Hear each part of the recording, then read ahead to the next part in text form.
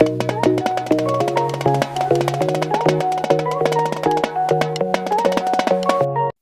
guys, good morning. So, ari kita, pakati kita sa Bungoy para mag-attend sa 18th birthday ni Pauline Haliores.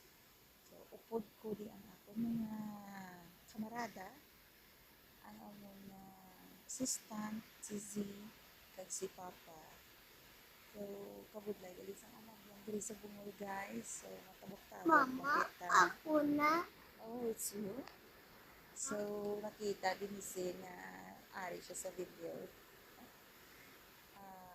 Ini nga dalan, amo na siya ang sa puno, and then pakadto na ina sa puno. May tabukan dito na tay-tay ina after na ina sa entrada na makita ninyo dito sa video.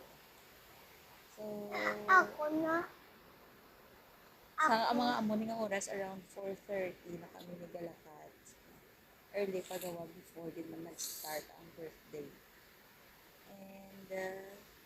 And pa-experience ginamon sa KZ ang isang una nga panglatas namon sa kabukiran sa Bungol. So sa Subong, yung tistingan niya paagi sa paglakat-lakat kanto sa tabok dala sa Bungol. Kaya ano lang to, wala kay kasalamat tayo to sa talabas, ay galantaw. Tara, ginalantaw yung ginaano nga talabado.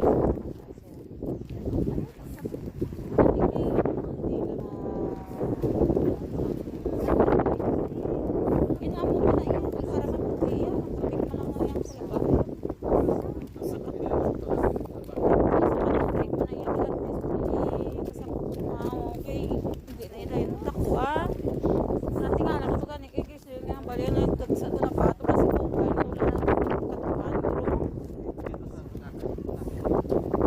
Direya.